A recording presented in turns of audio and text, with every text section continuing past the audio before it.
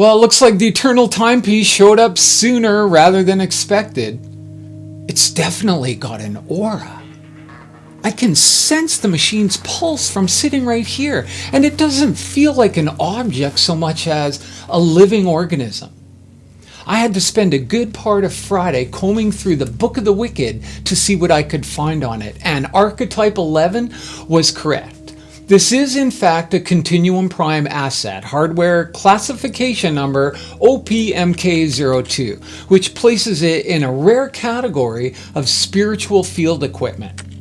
Its official definition is the interface of awareness and motion, but I'm going to call it the Canonical Clock because it follows a strict set of canon laws referenced here throughout the book.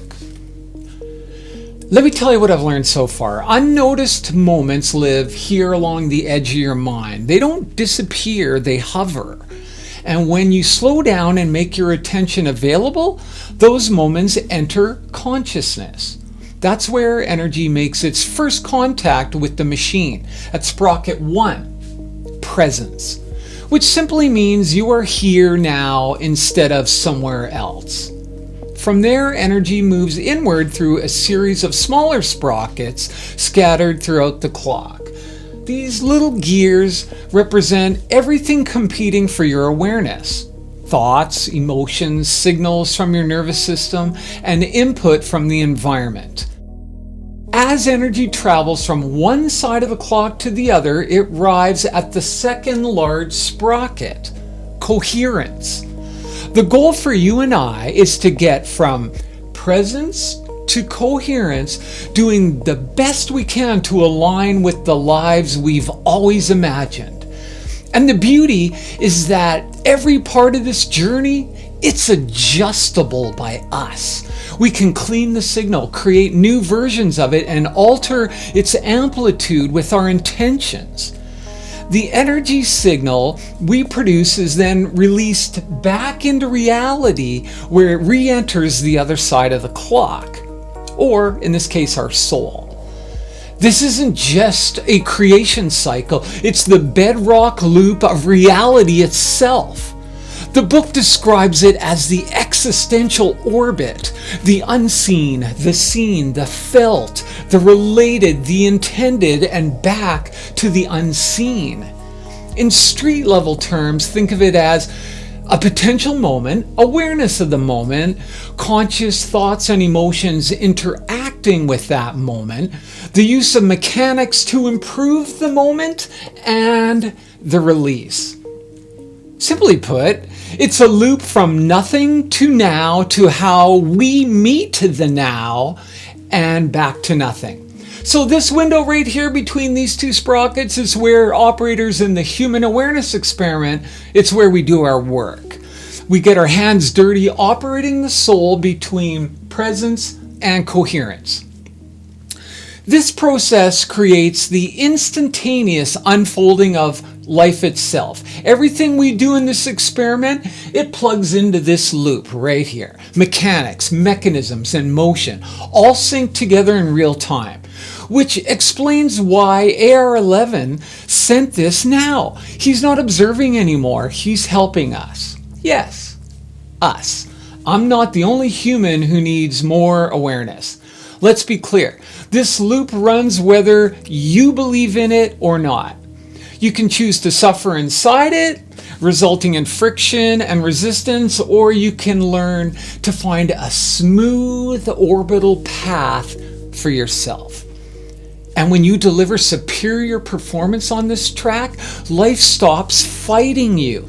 Favorable circumstances start appearing from seemingly nowhere. So the real question becomes this: how do we lengthen the amount of time we spend inside a moment? Because I want to be where the magic happens, and I'm sure you do too. The key is calming the nervous system.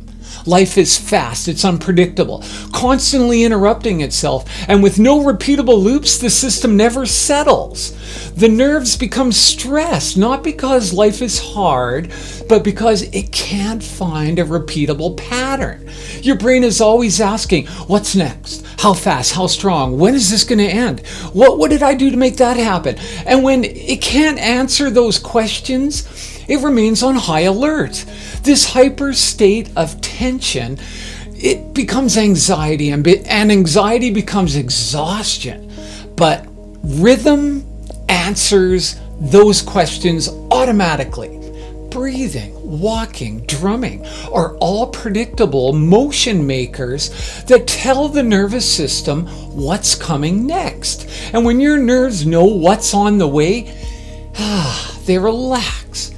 That's why steady walking calms you, tapping your foot regulates you, and why drumming entrains you. Your body stops guessing. And here's where it gets super interesting, because rhythm doesn't just calm you, it teaches your body how awareness moves. When you learn to relax, you see awareness working in real time. Attention focused in the now. It's not random. It rises and falls with new situations. It speeds up and slows down with unexpected information. So really get this.